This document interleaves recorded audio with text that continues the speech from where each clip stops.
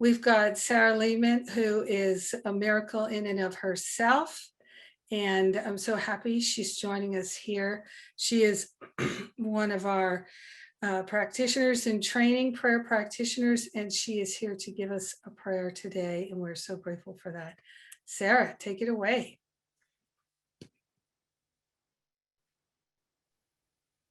Thank you, Jennifer, and hello to everyone. Really grateful to be here with you all today. And let's get us started with a prayer. I invite you to place your hands on your heart and gently close your eyes. Take a deep breath with me, a breath of love and gratitude. And with this wonderful breath of love and gratitude, we are partnering up with our higher self, our I am presence. So grateful, so thankful to be here together. The two are more gathered in the name and the nature of love. So grateful that we are able to join with technology, that it's easy for us to come together from all over the world to have this service together. And we're placing on the altar in our heart every bit of reluctance and resistance to having a healing. Everything which was occupying our mind till now, to-dos and tasks and whatever, we're giving them up, we're handing them over. And we are so grateful for Jennifer. We know that she teaches from her heart and that she shares wisdom from spirit with us all. So grateful, so thankful that she brought us here together. Grateful and thankful for her wisdom she shares. And we're so grateful and thankful for Ray Davis, who blessed us today with his wonderful music, which also comes from his heart and come to our hearts, lifts us up with his music. And we are grateful and thankful for everyone who is here. I know that every participant is a blessing and is blessed by this healing service. Grateful and thankful to know that we are having a healing experience. We came here to have a healing experience, and we know we are receiving it. We are receiving transformation and all good of God. We are here with open arms, open minds, and open hearts to receive all the blessings, all the healing, all good of God, wisdom, insight, and clarity. And we're sharing it with everyone because we're one with all. And in grace and gratitude, we let this be, and we know so it is. Amen. Amen, amen, amen. That was beautiful, Sarah. Thank you so much. Yes, and I didn't see Ray earlier. Let's see. I got to plug in my computer here.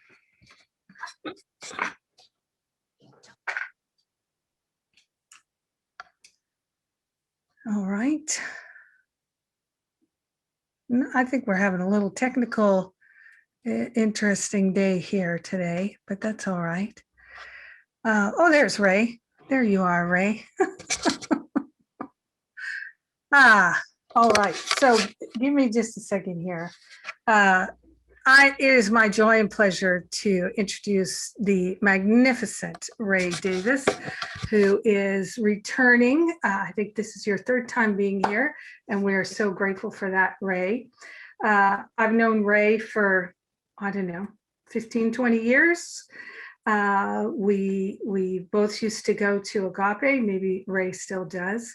And Ray is a truly brilliant singer-songwriter, and he's a musician, and he is on a mission, a musician on a mission to introduce the world to high vibe music and arts.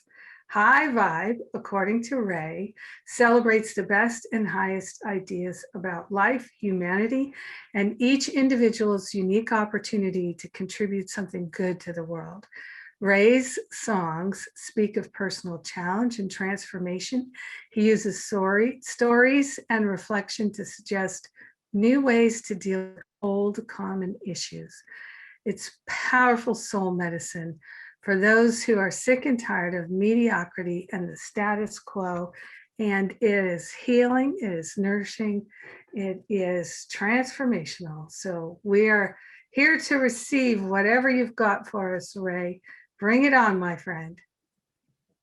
Thank you, Reverend Jennifer. Good morning, everyone. Good morning, good day, good afternoon, wherever it is, whatever time it is, wherever you happen to be. Hi. I'm grateful to be here, grateful to share this music, this high vibe music and arts. And this song that I'm going to share right now is reflective of one of a number of affirmations that I say to myself every day. One of the affirmations I say is, all the power that ever was or will be is here now. And it's a way for me to remember that all the magic happens right here and now, not in the past, not in the future, but here and now. If I'm going to affect any kind of a change, it's here and now. So this song is about remaining in the here and now. It's called Mine the Moment. Mine, as in digging into mine.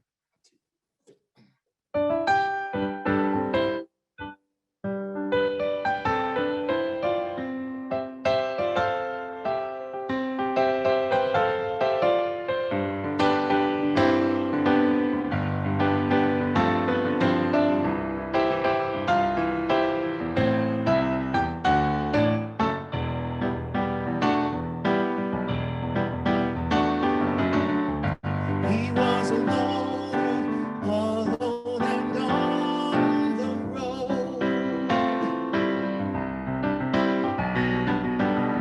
He'd only known her for 2 weeks, some 2 years ago.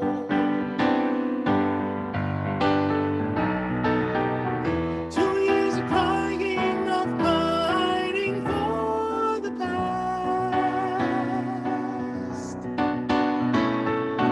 Why did she, why didn't we, why couldn't we have love that lasts? She was a waitress, waiting and all alone. She remembered like it was yesterday, the traveling man from 2 years ago. 2 years of hoping, of coping with fantasies. When will he return? When will I learn he's the one for me?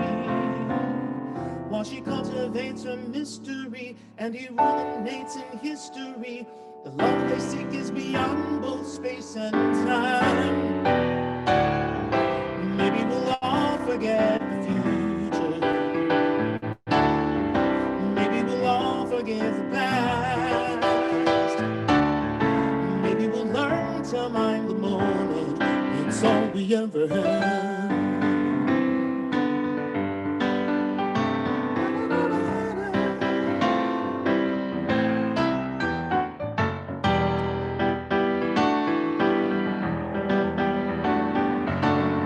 Here comes a worry, there goes my best regret.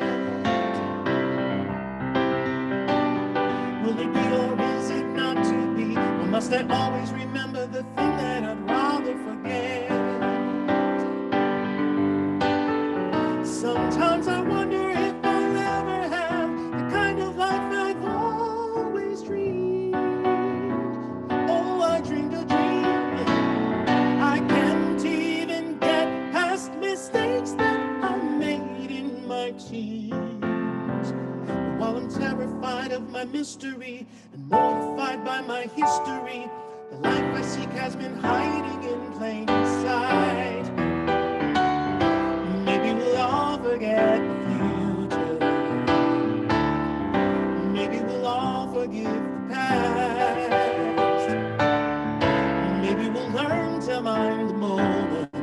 It's all we ever have. The moment is all we ever have. Mind the moment. This here, this now. Oh, to excavate. It's blessings, blessings. Seek and find it. and now. All the power, all the blessings. Can I listen to you like your words are treasure? Can I be with myself? No judgment or measure. Can I forget and forgive?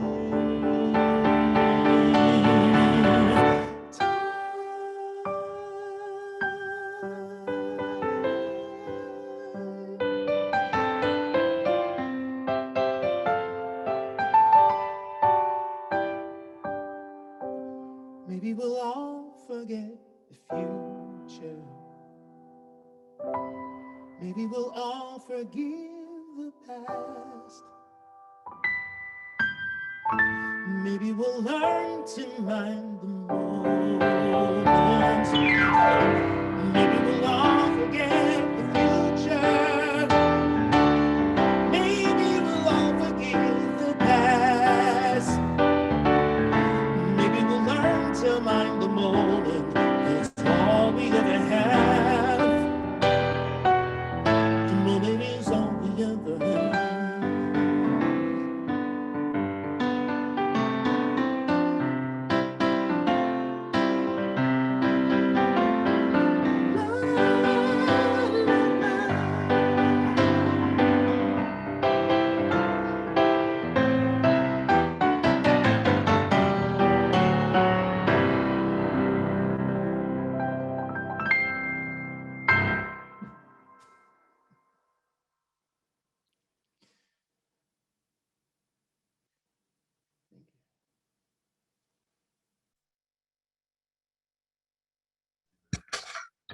Thank you so much, Ray. Ah, that was so uplifting. Yes. Ah, so glad you're here today, Ray. Thank you. Ah, yes. I can feel our hearts are more open. It's wonderful. All right. So before our service today, I just put it out there to Spirit. What am I to speak about? What am I to share about?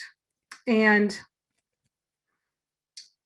you know, I don't need to tell everybody here that it's such an intense time in the world, in our human experience of healing.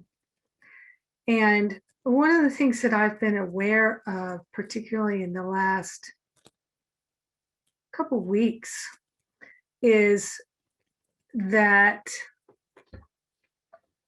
I've changed so much in my life.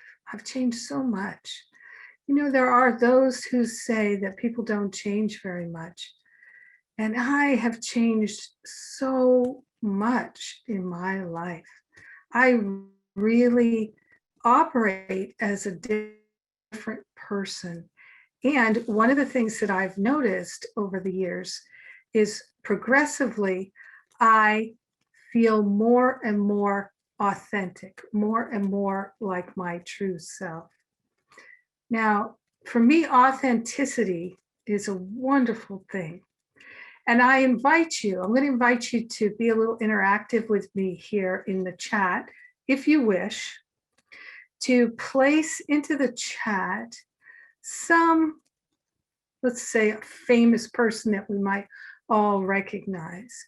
Could be a celebrity, could be an athlete, it could be a politician, it could be someone who works for social justice, it could be whomever, it could be an artist, whomever in your life that you deeply admire. And what is the quality that they have that you most admire? Because sometimes we admire people's work. Like I admire Picasso's work, but I don't admire his personality. I don't really know anything about his personality. That's never been of interest to me, but I admire his work very much. And just as an aside, about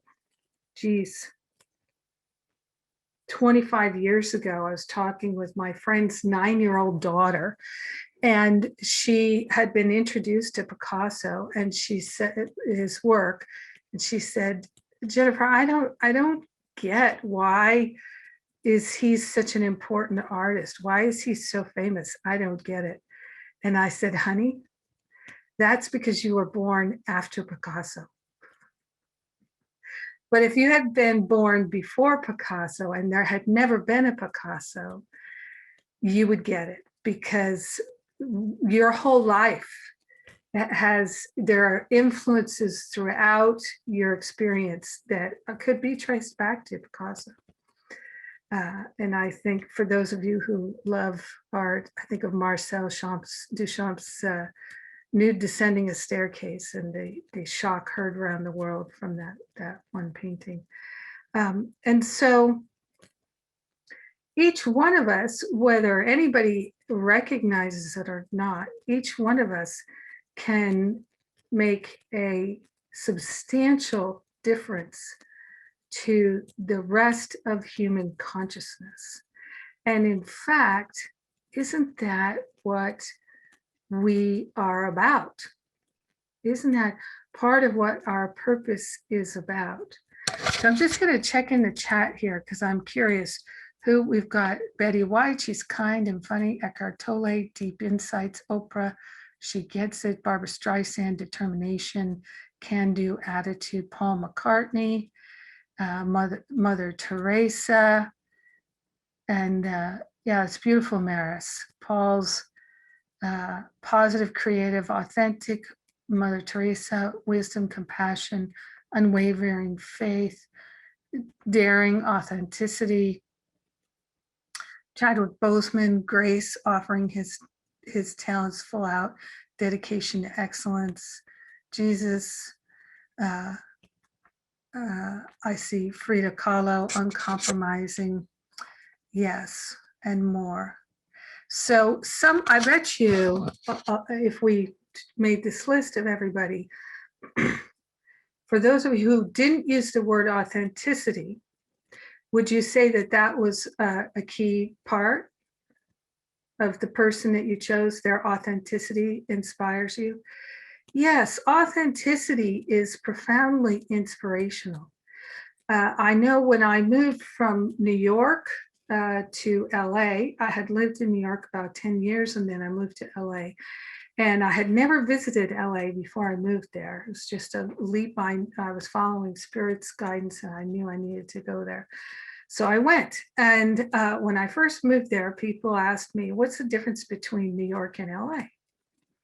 And I said, well, you know, in New York, pretty much everybody is striving to be unique and not wear the same shoes as everybody, not have the same cars, everybody, not have the same thing as everybody. But it's the opposite in LA. Everybody wants to wear the same shoes, wear the same styles, and drive the same cars, and go to the same places. And it's just two different cultures.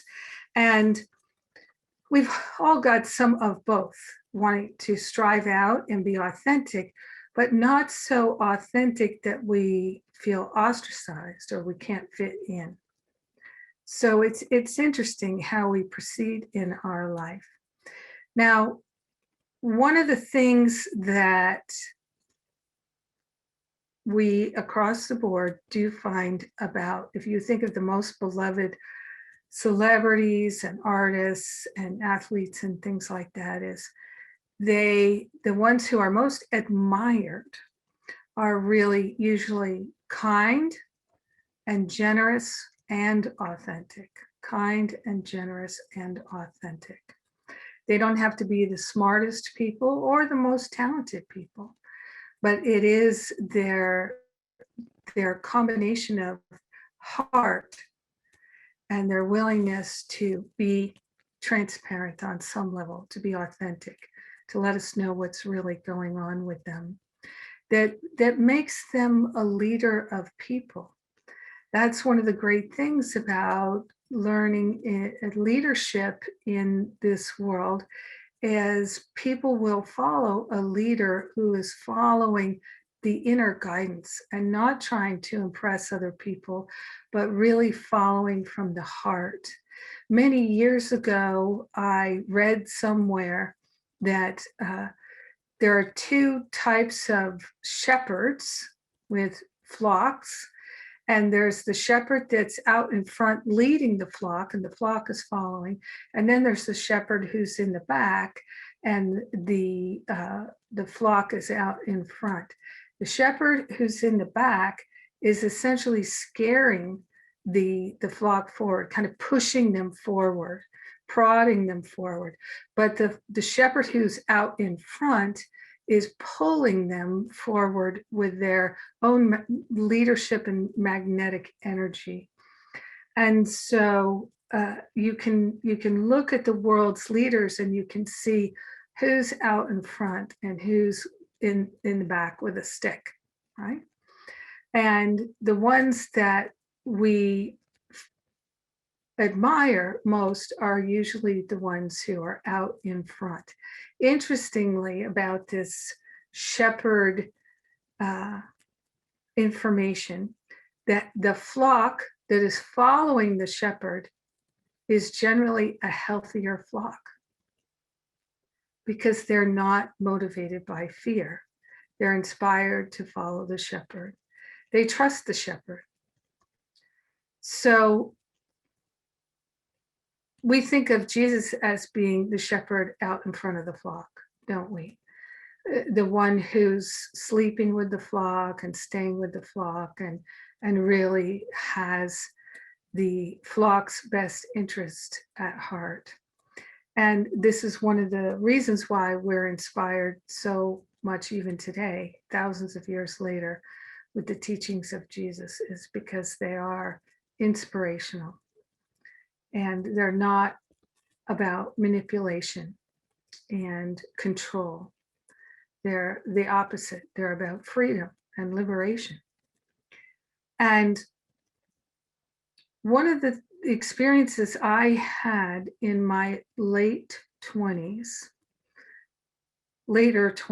26, 27 years old, it was in the 1980s, mid 80s, I had a vision, if you will, of myself as a light being. Came to me in meditation. I had just started meditating and I had this vision of myself as a light being. And where I was in that moment, I felt like I was mired in the darkness, a light being mired in the darkness. And that was how I felt. And it's interesting, I was really not familiar with the Son of God phrase. I for sure was not familiar with A Course in Miracles. But I thought of the Son of God, S-U-N, the Son of God, the light of God. And in this flash of inspiration, I made a decision that changed the course of my life. I saw myself as this potential light being, just completely effulgent, brilliant, beautiful light. And in my ego identification, I thought, it will take me 100 lifetimes to be that loving, that beautiful light, that kind, that compassionate. It will take me 100 lifetimes. But I made a decision in that moment. It doesn't matter how long it takes. It doesn't matter at all, because that is the only thing for me to do. Now, it was in this time that I had recently been suicidal, recently felt like there was no hope for me. I didn't want to live. I didn't see a possibility of being happy. And even in this, making this decision to move towards the light of my own being and to focus on that, I had no thought that it would bring me happiness. I really didn't. At that point in my life, I was not thinking it was possible for me to live a good or happy life. But I did have this strong feeling that I was to focus on the light and move towards the light of my being, and to focus on eliminating the things that were blocking the light of my being. And to me, at that time, it felt like I was to focus on eliminating everything about myself, just like everything about myself. All my thoughts, all my habits, all my beliefs, all my everything, because I felt so dark at that time. But I had this glimmer of belief that it didn't matter how many lifetimes it took. There was no other game in town, in a sense. There was no other activity for me to pursue. And one of the things that happened for me that was really clear was in that time of feeling like I wanted to die. The reason why I wanted to die was because I saw no hope of being happy. I had at the age of 26, 27 years old, I had attempted to find every way to happiness that I could find. So I had tried to find happiness through finding the job that I really wanted. And I had tried to find it through finding the man I really wanted to be with. I tried to find it through losing weight and being as fit and attractive as I thought I could possibly be. And it's having the apartment that I wanted to have. And it's like everything that I thought could make me happy. And none of it made me happy. None of it made me happy. And so I really came to the conclusion that the things of this world cannot make me happy, because I do not know how to be successful in this world. I don't seem to be able to be beautiful enough or rich enough or talented enough or smart enough or any of the things that I believed at that time could make me happy. I couldn't get them to line up in a row and have me be happy. So I've said many times, I could be happy because, oh, for a minute, I found the thing that's my happiness. Look, I have it. It's in my hand, It's like in the movie The Jerk, when the new phone book arrives and he's dancing around, the new phone book's here, the new phone book's here. He's got that momentary sense of happiness because the new phone book has arrived. And but that's not going to last. And indeed, it doesn't. It doesn't. And so I didn't know how to find anything in this world that could make me happy. And therefore, in my mental equation, in my heart equation, it was not possible for me to be happy. So I actually gave up on that. Maybe that was a good thing. Maybe that was a good thing. So I knew I wasn't going to kill myself. I had made that decision. I wasn't going to do that to my family, to my loved ones. And so I decided I had to soldier on. And it was after that decision to soldier on that this, in the darkness, because it was winter time, and I was in New York. It was cold. It was dark. I had the only reason to live was not to hurt my family. That was the only reason. And I had some good friends, but there wasn't a lot else in my life. And I didn't tell my friends I wanted to kill myself. I didn't tell them that. I didn't want to burden anybody with it, to be honest with you. I didn't tell anybody. And though I now, of course, I think it's a really good thing to tell people if you're feeling that.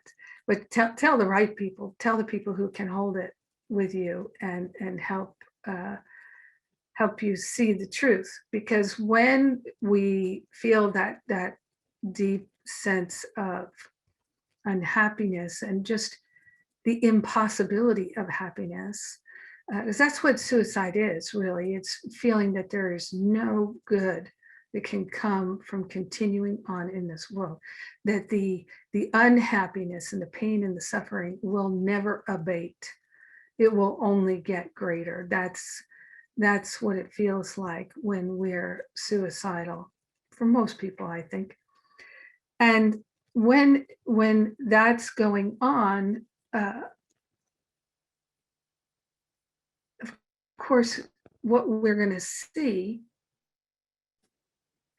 is the view that we're looking through. We don't ever see what's actually going on until our consciousness is free of judgment. We don't really see what's going on. We see our projections. We see our perceptions. We see the lens we're looking through. So I was looking at the world through the lens of hopelessness, but I hadn't completely given up hope, but I had given up the hope of happiness. And so it was from that place that I was meditating, and I was continuing on with a spiritual practice. And what came to me was this vision of myself as a light being, and that if I just focused on the light, nothing else, just focused on the light, moving in that direction, trying, and that's how it felt at the time, trying to develop some compassion, because I was so judgmental of other people, so judgmental of other people. I did not understand at the time that my intense judgment of other people was a projection of my self-hatred. I had no clue that I hated myself initially at that time. And I did realize ultimately that I hated my personality. I hated the personality that I had identified with. And so, stuck in this muck and this mire in the winter in New York, gray, dark, dismal, seeing no way out, none, and just plodding on, I began to pay more attention to my thoughts. I began to meditate. I began to read spiritual books. Now I can see that my soul, my I am presence, the light of my being, knew precisely what was going on, and that there was a script, there was a plan. And so for me, that focus on the light inside, and how can I get to that light inside? Not because it will bring me happiness, but because it's truth. It's truth. It was truly about seeking to give up the false and to find what was true. And I really wasn't getting these things from books. It really was coming from my own intuitive knowing. Though at the time, I didn't know how to talk about it or think about it, but it was emerging in my awareness.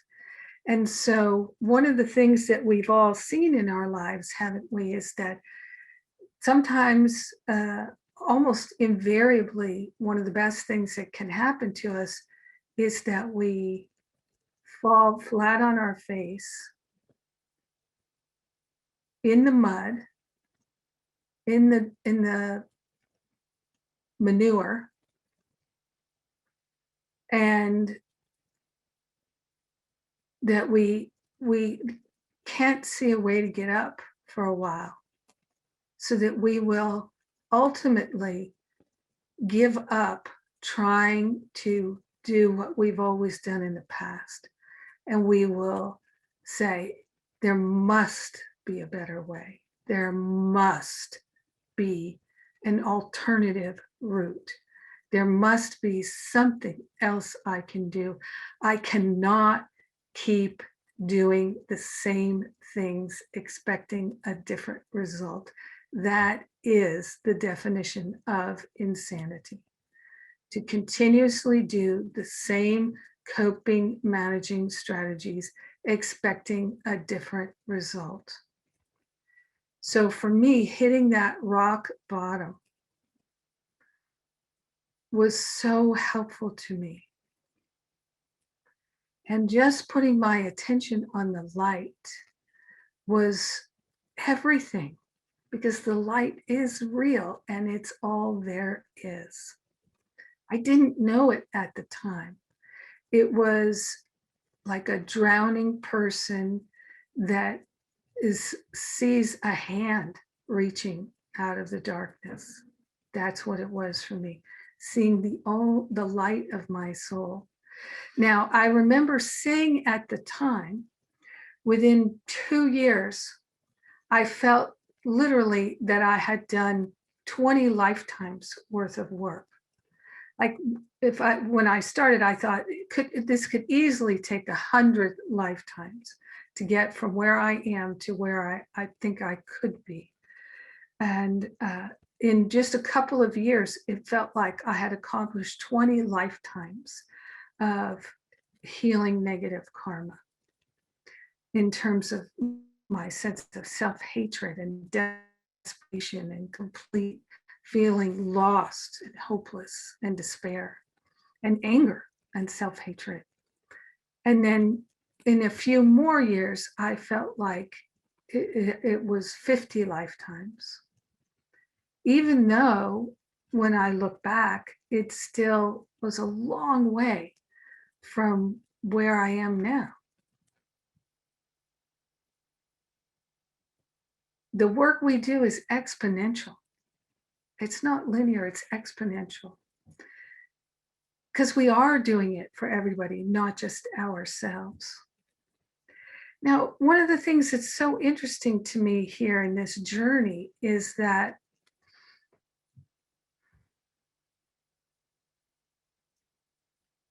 the things that I thought were important to me in my 20s have no value for me at all anymore. In my 20s, I wanted to see the world.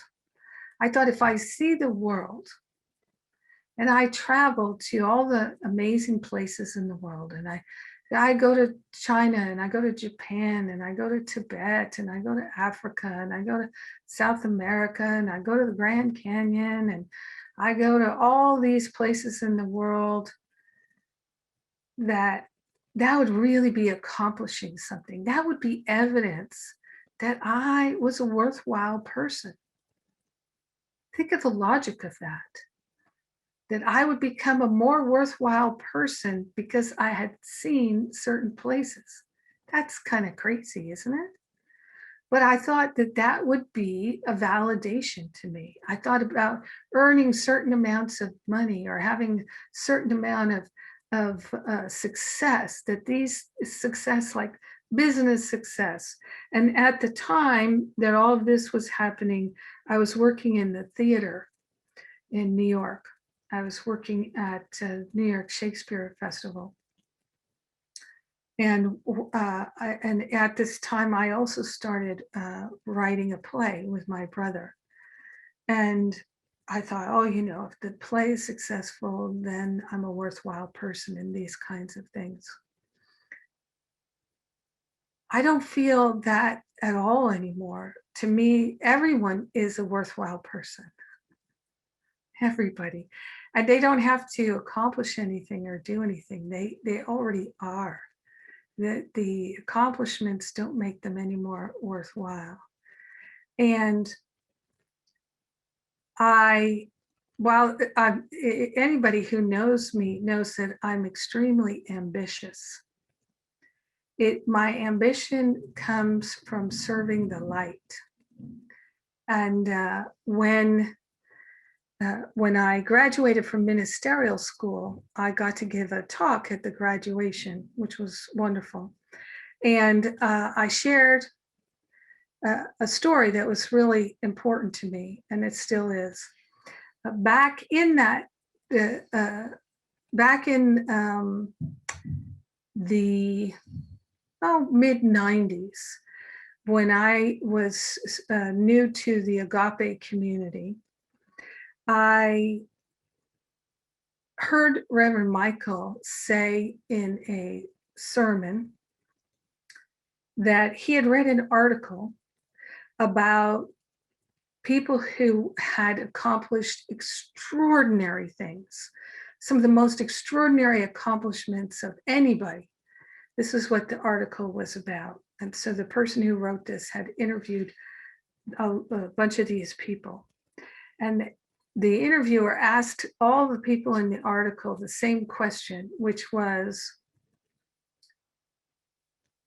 if you knew you could set out, if you knew you could have accomplished it, if you knew you could accomplish what you set out to do, what would you have done differently? And the people all said, I would have set my sights so much higher. I thought I set my sights so high that I could never accomplish this. Had I a clue that it could be accomplished, I would have set my sights much higher. And so this is why in my life, I am encouraging people to set their sights higher and higher and higher all the time. But it's not higher in the world, it's higher in your heart, higher in your mind, higher in your relationships. And so at Agape, we use the phrase holding the high watch.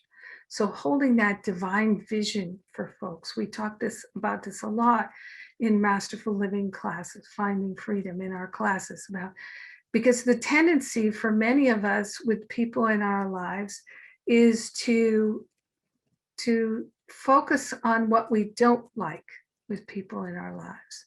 We have a tendency to look at our spouses and our parents and our children and our friends and our coworkers and say, they're just not doing a good job. They're just not whatever enough. And they seem to be failing. And I'm worried they're never going to. And we tend to focus on what we don't like rather than what we love, what we appreciate, what we admire, and what we're grateful for. And so one of the ways that we can really turn our own ship around is to start to look at everybody with a different perspective. And instead to energize, look, they are doing it. Look how they're opening their heart. Look how they're being more attentive. Look how they're having more inner strength. Look how, and to consistently see each person in our life as rising up, including ourselves, instead of falling down, to really see the success that's happening rather than to look at it as failure. So it's akin to, instead of like there's the glass half empty and the glass half full, right? These two perspectives. Well, the glass is neither half empty or half full. It's always full, because if it's half full with water, it's half full with air. So it's still full, right? It's still full. So we can look at everybody as still being full, right? They're full with spirit. And our job is to see our brothers and sisters as they truly are, as they truly are. That's our job. And so for me, that's something I have to work at every day. I'm not 100% successful with everybody all the time. Some people I find easier and some people I find harder. And it has not one thing to do with the other person. Not one little thing. Has nothing to do with them at all. Has 100% to do with me. And so my job every day is to change my mind about the world, to change my mind about myself, and to know there is a better way, and I'm finding it. I am on that path. It is happening, and it's happening right now. It's not in the future, it's now. It's happening right now, and it's happening in my mind. And so where once I was focused on accomplishing in the world in order to make myself feel better about myself, because of my experience, I realized what I accomplish in the world is not ever going to make me feel better about myself. That's not how this world works. The only thing that's going to make me feel better about myself is being a loving, kind, compassionate person. That is the only thing that will truly make me feel better about myself. Why? Because that's my true identity. My true identity is the Christ, which is loving, which is kind, which is compassionate, which is generous of heart. Anytime I withhold from my heart, I will not feel good about myself. And the way I used to walk in the world, I withheld from my heart 100% of the time. I mean, truly, 100% of the time. There was nobody I was generous of heart with. Nobody, not one person, not one person. Not one person, I would say, until my first nephew was born. That was the first person that I could be 100% generous with, 100% loving, unconditionally loving. And so, and many people do feel that way with children. They do when that the uh, and of course puppies, kittens, they can get total unconditional love. So I'm grateful that I am so ambitious in the world now, because I do feel it is my spiritual responsibility to aspire to accomplish in the world whatever spirit gives me to accomplish. Of course, I do know now I of myself can do nothing, and I don't wish to do anything by myself. I wish to do, because it's not even there is nothing that can be accomplished by myself, so I don't work in that way anymore. I don't need to work my will anymore. I've relaxed that, but I do feel determined to serve the light and to keep moving my personality out of the way, and letting spirit be my lead and my guide, and to be driven by spirit, but not to make accomplishing things in the world more important than accomplishing things here, because this is where the miracle happens, here, and then it demonstrates in form. So I'm focusing on this.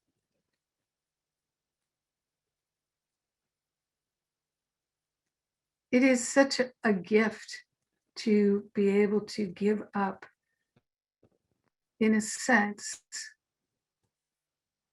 caring about measuring things in the world and trying to impress anyone in the world.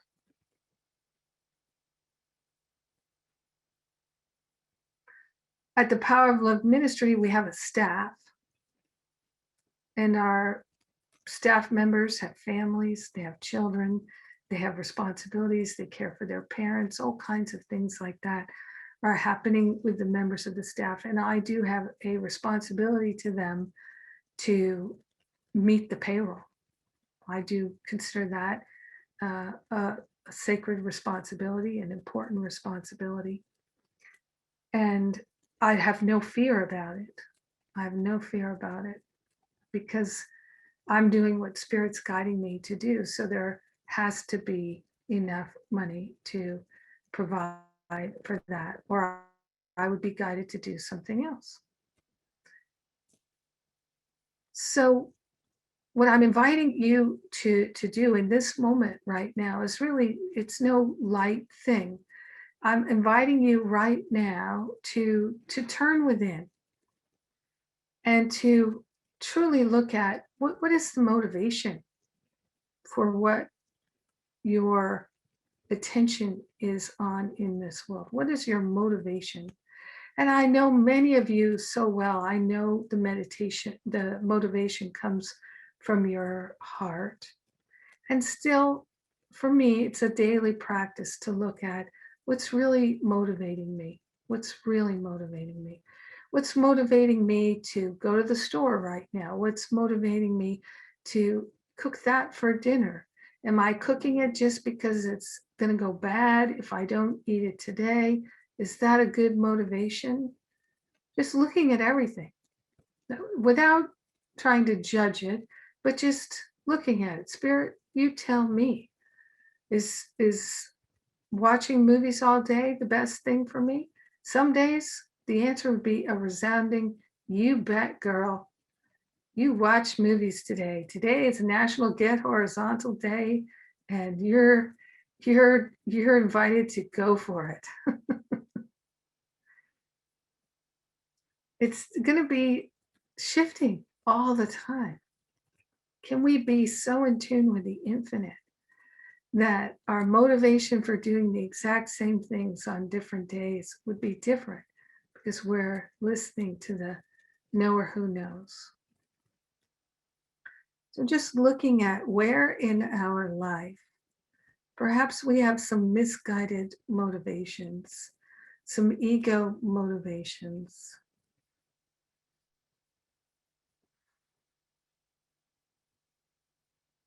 It can be easy to get fooled into doing things from ego motivation. And so without the examination and contemplation, we'll not recognize, oh, I'm doing that because I don't feel like I'm supported by spirit, so I have to do that to take care of myself.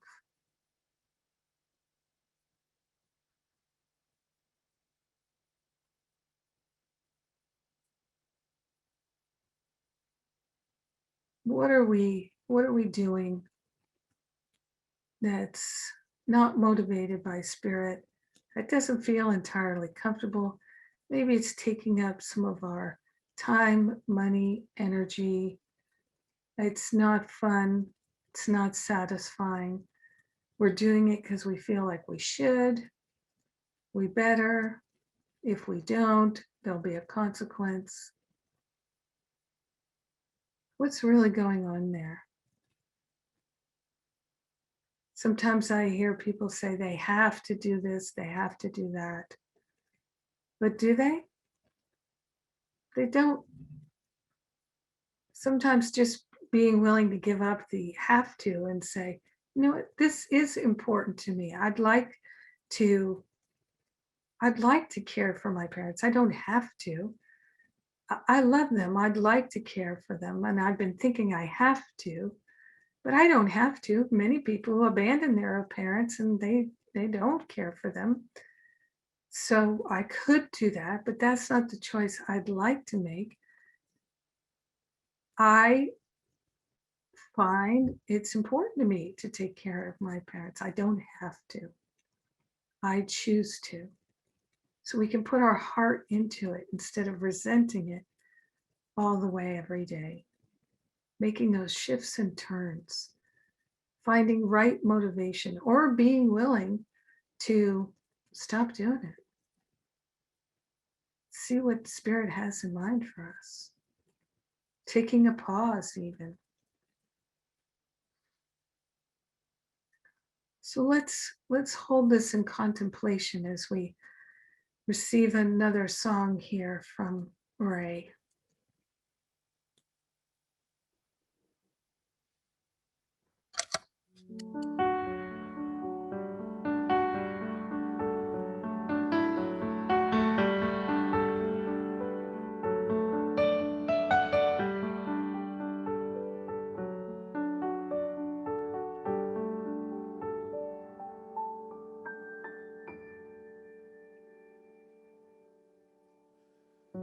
Sunlight falling warm around your head.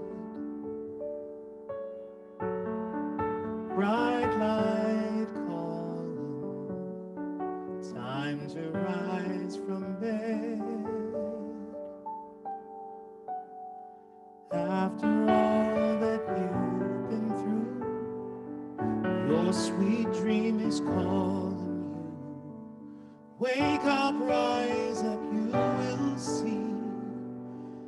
Life is more than misery.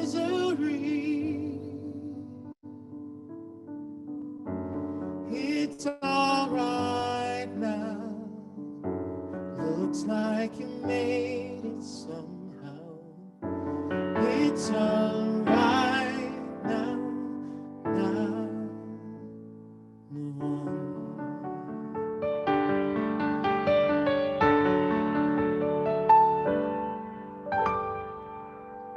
You need not mention all the webs you spun.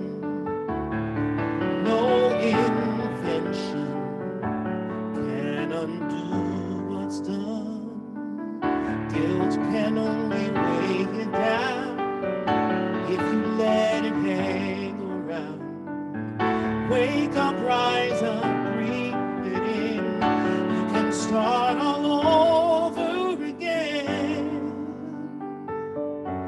It's all right now. Looks like you made it somehow. It's all right now, now.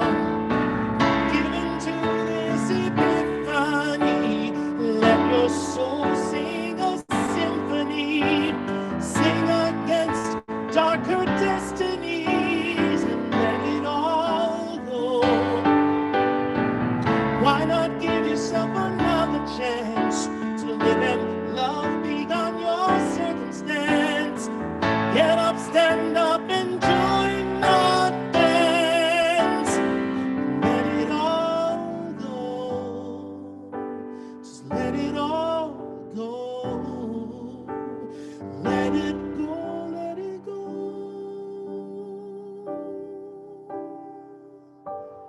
And just move on.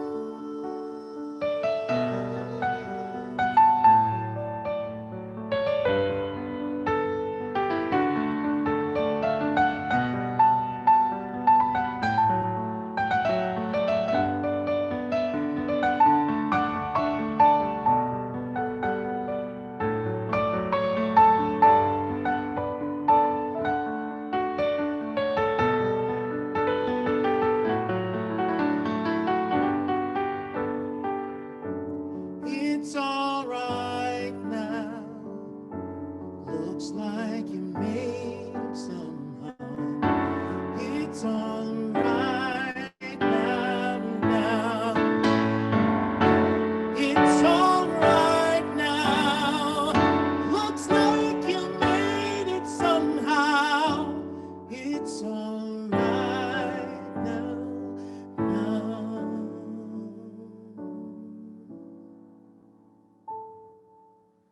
Move on.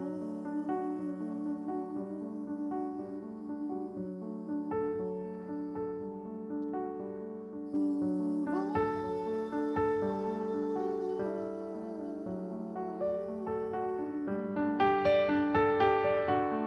Sunlight falling, warm around your head. It's all right.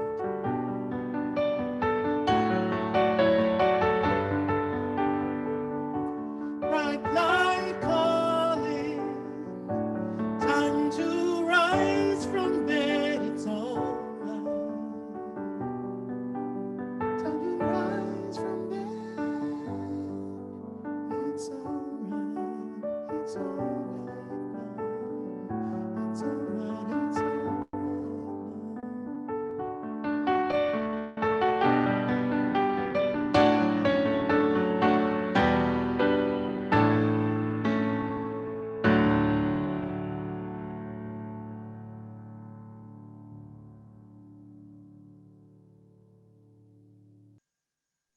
There we go. All right. Thank you, Lana. All good. Everybody got extra contemplation time. So now we're going to go into the breakout. Lana, do you feel ready for that? Would you like me to do it?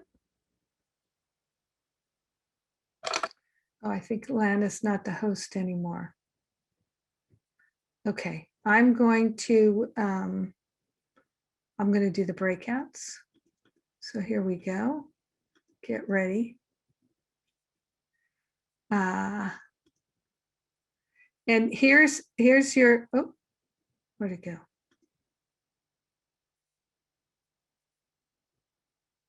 Oh, something just happened. My breakouts just went away. All right, I'm going to start again. Technical challenges day, but we don't let it bother us, right? It's just stuff. We're good.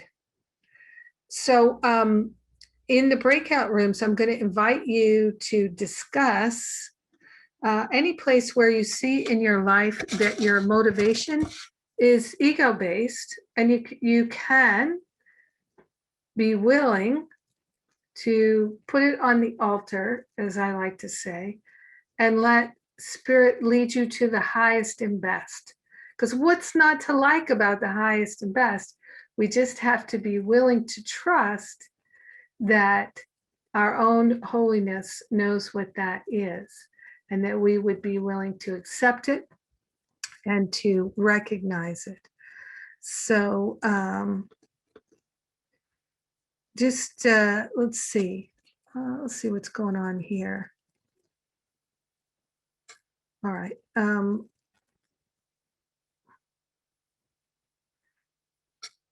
Give me one.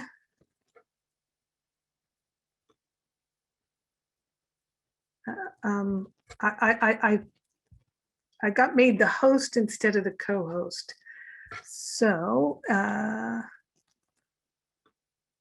give me just a minute to do this.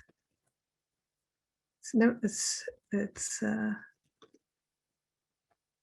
right. So I'm making you the host, Lana. Oh, let me actually make you the co-host.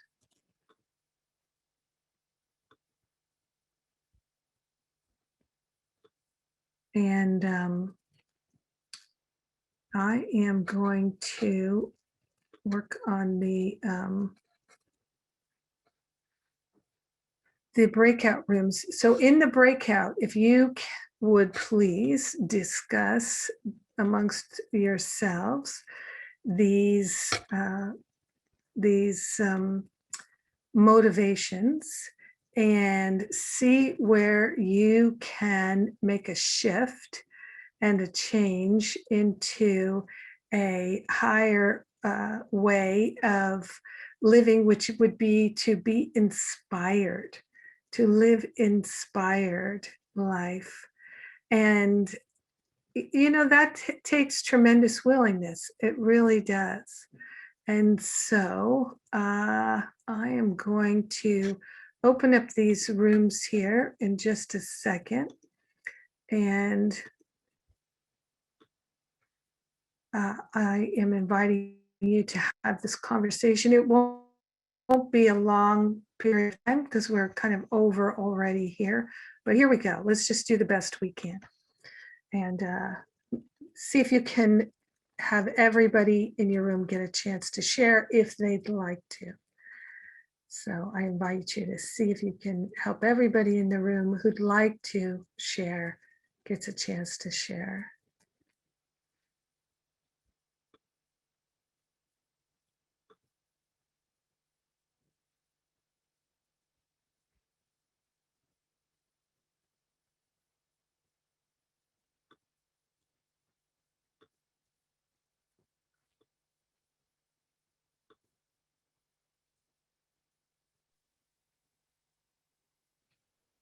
All right, looks like people are moving into their rooms there. If you don't see the button pop up in front of you, then look on the bottom bar. See if you can find it on the bottom bar, because it's usually there.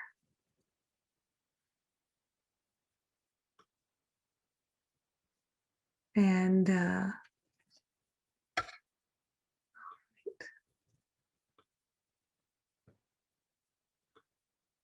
All right. So while I'm helping with the breakout rooms, Kieran J, I'm going to ask if you would like to share. I'm not sure if you're, there you go. Okay. Yeah.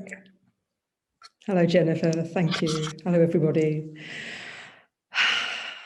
Thank you for your inspiration, Jennifer. I love, love, love the idea of setting your spiritual sights high. Not worldly sights, but spiritual sights. And I love the fact that you are serving the light because it's the truth, not for any personal reason, just you feel it, you know it, and so that's what you're going to do. That's the truth, and that's the direction you're going into. Beautiful. My guiding light is joining minds with Jesus and asking to know my equality with him and everybody's equality with him. And it shows me so much gunk that comes to the light to be seen because I choose to do that. And I've just been inspired. I hope it's okay. I just want to read a few lines from a lesson a couple of days ago because I feel this is such a mighty call to the truth. And the lesson is, let me be still and listen to the truth. So I hope we can all be lifted by these fantastically powerful ideas. If you will lay aside the ego's voice, however loudly it may seem to call, if you will not accept its petty gifts that give you nothing that you really want, if you will listen with an open mind that has not told you what salvation is, then you will hear the mighty voice of truth, quiet in power, strong in stillness, and completely certain of its messages. Listen and hear your Father speak to you through his appointed voice, which silences the thunder of the meaningless and shows the way to peace to those who cannot see. Be still today and listen to the truth. Wow, is that a rallying call or what? So, full of inspiration, renewed in my motivation to know that we are equal children of God. And I love what Ray said. Thank you, that all power is here. God's power, our power is here. And we simply have to be available to it and choose to be quiet in the center of the storm, because storms will rage when we do this, because gunk will come up. So all blessings to all of us for being able to do that, having the willingness. Thank you. Beautiful. Very inspiring. Thank you, Kieran J. Rosalind, would you like to share something? Yes, thank you. Jennifer, you're speaking of the image you had, the vision you had of the guiding light really resonates with me. And my guiding light I have spoken of before, which was the time when Melissa passed, when I was in the storm, as Kieran J would say, and suffering. And I was shaken and woken up to what Ray says and points to is the now has all power. And I had a moment in the middle of suffering of knowing I was fine, more fine than I'd ever been. That was an awakening then, but more important, it has been my guiding light. I remember it whenever I lose sight, and it's always the same. It never changes. It's always a piece that's there and available for in the now. And the interesting part to me is I never set out to be still. Almost all teachings say, be still and know the truth. I was in the worst storm of my life and given that moment, but I claimed that moment. And I use that moment as my motivation as you remember yourself as light filled, and it guides you. And we all have our own moments. And again, it's about claiming it and using it as our motivation for when we lose sight, and it brings us back because it's steady. The light is always there. The peace of now that has all power, as Ray said. And Sarah brought up breathing together. And when I woke up to that moment where I was fine, I experienced the love from everyone else. Had I stayed in quote unquote stages of grief, I would not have taken in the breath, the love, the connection with everyone else that broke my heart open to a bigger love. So I thank you for bringing that up about what's our guide and what's our motivation. That's it. Mm. Oh, thank you. Thank you, Rosalind, for sharing your precious heart with us. Oh my goodness. Yeah, it's we have to be present all the time, right? We have to be present all the time. That's our work. How about you, Faith? Yes, how beautiful, Rosalind, that the truth is always there. Mhm. I was listening to Reverend Michael's service this morning at Agape, and he shared something that's so right with what we're talking about today, is that he was visiting his brother in the last couple of weeks and had about 2 or 3 days where there was nothing on his plate, nothing to do. Very unusual, as Jennifer must understand too, right? And a thought came into his mind because he had time to just sit with his thoughts. And it was, am I really making a difference? Is what I'm doing worthwhile? Is agape really making a difference? Mhm. And I think that the ego speaks that, even like trying to pull us away even from our, even our calling. And he said that I didn't judge the thought. I just let it be. I sat with it for the next couple of days. And on the third day, the truth became known that, yes, I just have to keep doing what I'm doing. And I thought about Ray and I worked on a piece of music of mine this week on a Friday. And he played some wonderful keyboards for it. And I had been, there's a part of me that struggled with putting my music out there, thinking, is it worthwhile? Is it something that, what am I doing this for? And as we created it together, and then I heard it back when I gave it to the man mixing it, and we listened to it, and I thought, oh my gosh, it's just this beautiful piece of music. And that's what it's for. That's what it's for. Whoever hears it, it will get to the right people. And I don't have to worry about that. I just have to show up and say yes to what Spirit wants to do through me. That's it. That's it. If we're being guided to do something, Spirit will provide everything we need. That's right. Yeah. And we never know what the reason is we're being asked to do something. We don't know. We do not know. And so we have to have faith and trust. And that's why it's the number one characteristic of God's teachers in A Course in Miracles, is because everything relies upon that trust. Everything, everything, everything. Where are we placing our trust? In Spirit or in our personality and ego? That's beautiful, Faith. I can't wait to hear it. I know, I'm excited. Sarah, how about you? Would you like to share something? Yeah, thank you.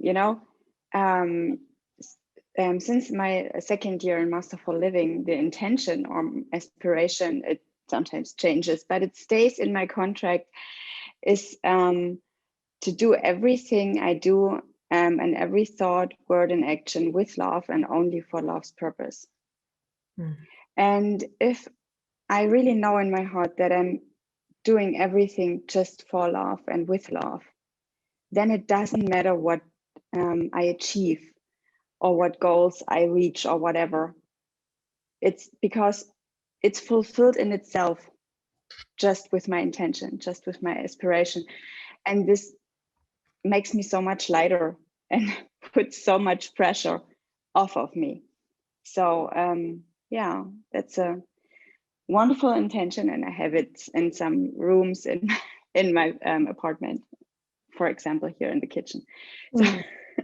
that I see it, that I'm remembering it all the time. Yeah. So it's really important. That's the for me. key. That's beautiful. Yes. Remembering it all the time. That is the key. How about you, Ray? Would you like to share something? Yeah, I know we're a little bit short on time, so I'll be as brief as possible. We've got a good 2 to 3 minutes. I can take 30 seconds. It's the question had to do with ego aspirations and that type of thing, and I was kind of working with that on yesterday. Yesterday was a day I got to come face to face with some latent ego-based ideas about myself. And what I'm finding is that there's always a limit.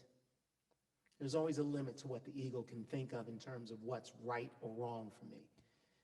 And so I am releasing my identity with that consciousness so that the highest aspiration that spirit knows of itself as me can come forth, and I can act from that place and on those priorities solely.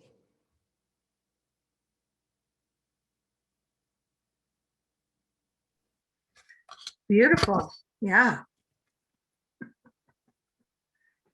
Yeah, it requires us to not go on autopilot, right? We have to be checking in all the time. And as it says in A Course in Miracles, our feelings let us know whether we're on the stairway to heaven or the highway to hell, whether,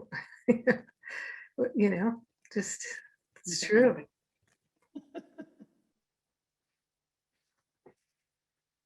Ah. Anybody else? Anybody here like to share anything else? We've got another couple minutes here before the breakout's done.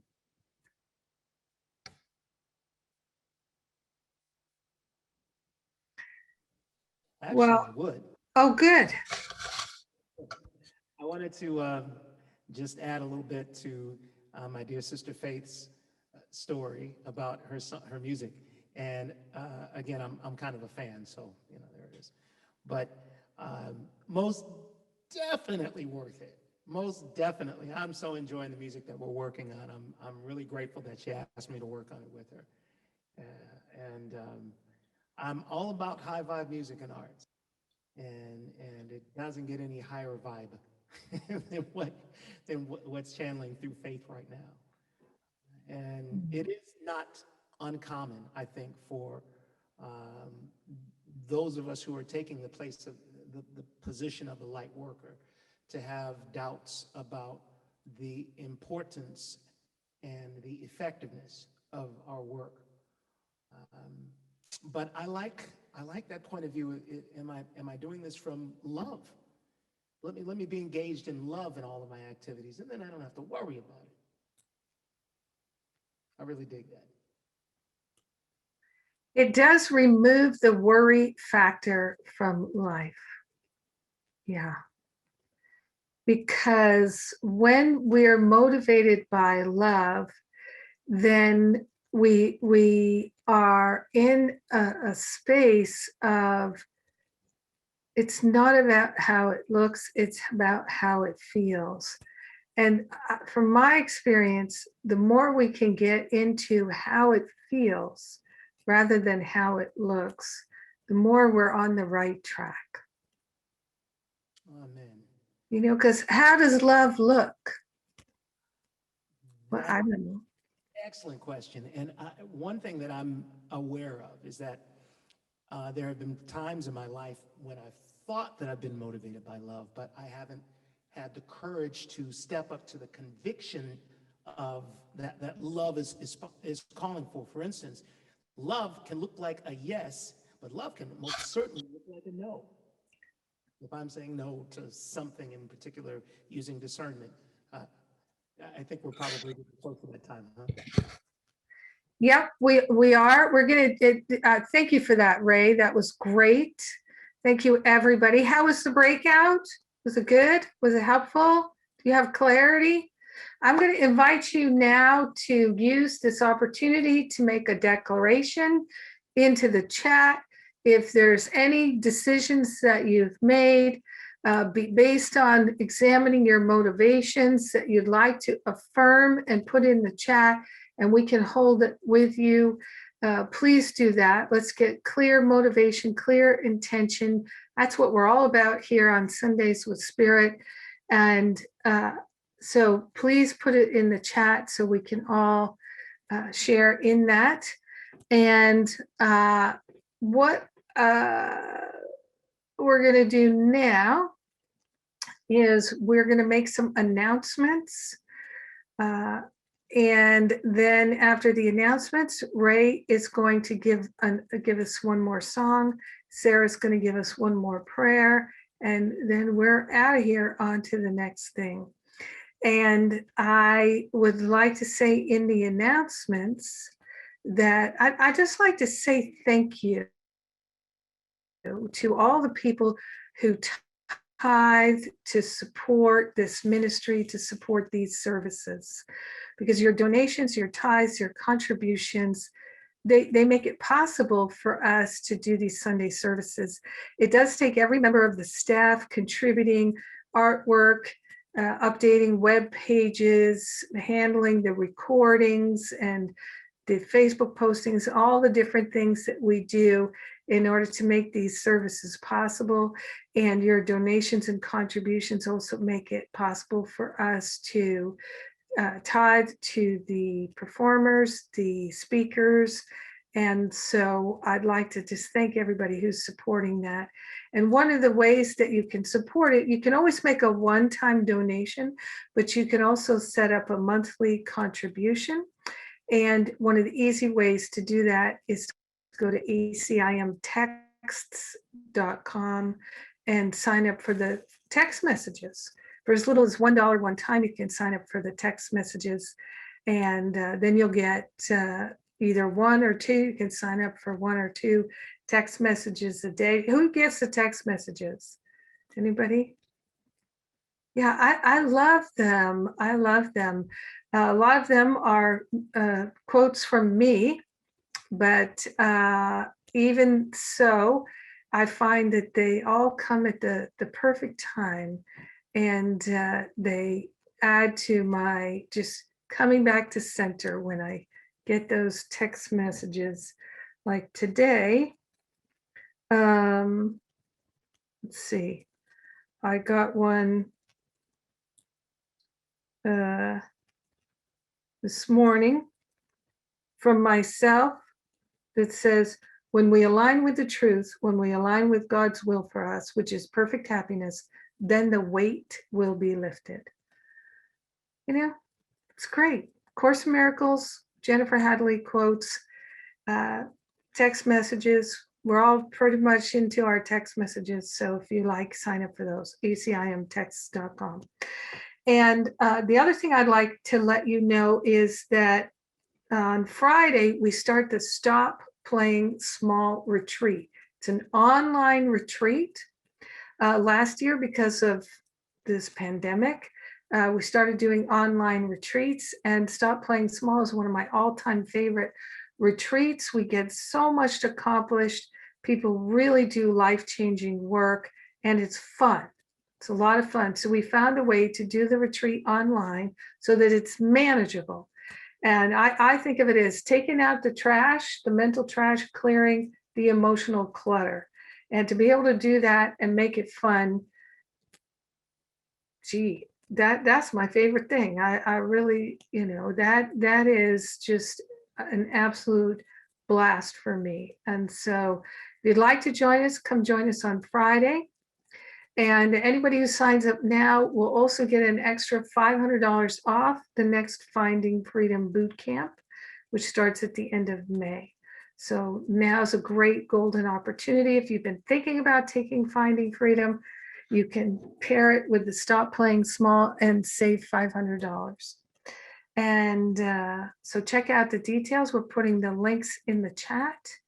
And of course, I could sit here for the next half hour and make announcements, but actually I'll just make one more, which is I'm just about to announce my depression demolition program. So over the years, I've had so many people tell me that they left behind their suicidal thoughts and they left behind chronic depression through doing the spiritual work, using the spiritual tools that we do in our programs here at the Power of Love Ministry. So I've isolated a bunch of these tools, and we are going to do this program for 9 weeks, and it's every day. And we are going to make a dent in the patterns of depression and anger, hurt and fear. And anybody who'd like to come along, I'll be letting you know about that. So it's not going to be open to everyone. We're going to have a limited number of people just so that we can really do this focused work together. All right. So those are my announcements. Ray, how about you? Do you have any announcements? I see he's disappeared here for a second. There he is. No announcements right now. Okay. Well then, how about another song? I would be happy to do that. And this goes out to all the light workers, all those who are saying and saying, I'm going to make a difference, I'm going to be a difference, I'm going to be the change that I'm looking for. This is a song of encouragement based on the teachings of Yeshua from that set of teachings known as the Beatitudes.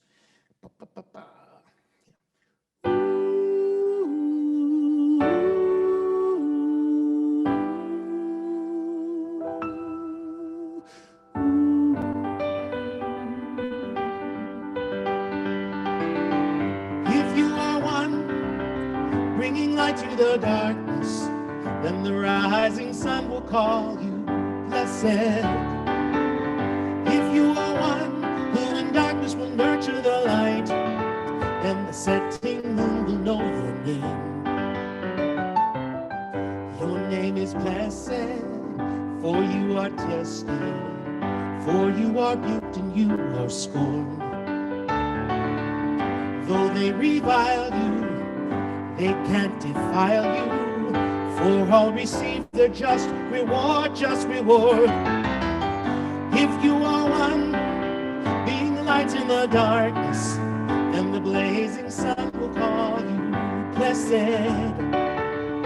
If you are one who in darkness reveals the light, then the glowing moon will speak your name. If some accuse you, if they abuse you, it's just that they don't know what they are. They have rejected what you have accepted. They fear the light and you shine like a star. Blessed is your name, even as they set their evil eye upon you. So rejoice again, I say rejoice, as you make your choice and raise your voice. Food for the hungry, shelter for the homeless, water for the thirsty, support for the oppressed. See, you are the blessing when they pray to be blessed. There's no need to fight when you are the light. Just shine, shine, shine. You are the one, you're the promise of light in the darkness, and the setting sun he calls you blessed. Oh, lovely one, from the darkness shine, shine your light. For the rising moon she sings your name. Your name is blessed, blessed. La la la la la la la la. Your name is blessed.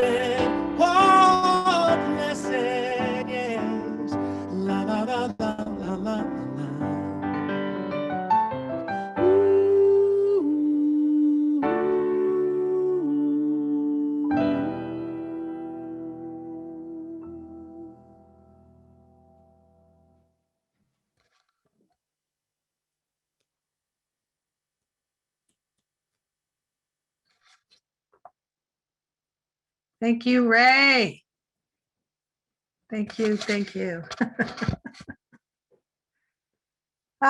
So grateful. So grateful for your music, Ray. So grateful for everybody's beautiful consciousness. Thank you for joining us today, Sundays with Spirit. I can feel that there is a lightness. And I just like to make a final note that when we do feel buried under and that life does not seem worth living, and sometimes we feel like we just like to die and not be here, there's really a thought pattern that is ready for burial in terms of death, not buried in our consciousness, but let it completely dissolve and resolve. That's the real issue, is our thought patterns. And we do not have to figure out how to undo those thought patterns. That's what Jesus tells us in the cause and effect section in the text of A Course in Miracles. Don't ask me to take away the fear. Ask me to take away the causes of fear. So we can just do that every day. Spirit, take away the causes of fear. I'm willing to let those thought patterns go. And please share the benefits, do the same for everyone. Let all beings be free of these thoughts forever. And then we are fulfilling our purpose. We're being the light of the world, and we're sharing the benefits with everyone. To have, give all to all. So to have freedom, offer it to all. All right, Sarah, will you share a prayer and take us home, please? And just before we go, I'd like to say thank you to everyone for showing up. Thank you, GJ. Thank you, Lana. Thank you, Sarah. Thank you, Ray. Thank you, everyone. Mwah. Thank you, Jennifer, and thank you, everyone. Grateful and thankful to partner up again with our higher self, our I Am Presence. We're grateful and thankful to acknowledge the blessing that has occurred. Grateful and thankful for this high energy, high vibration, music and sharing. Grateful and thankful to take all the blessings with us, all the healing, the insights, and our high resolve, our answer to our motivation, that is love.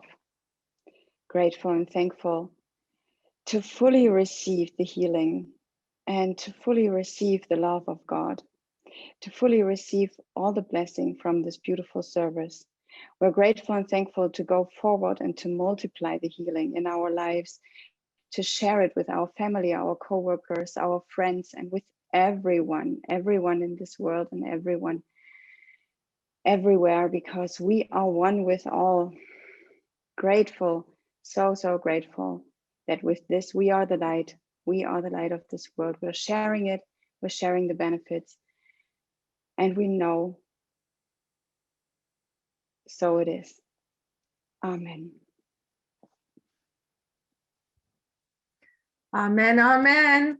Thank you, Sarah. That was beautiful. Thank you, everybody. Mwah. God bless.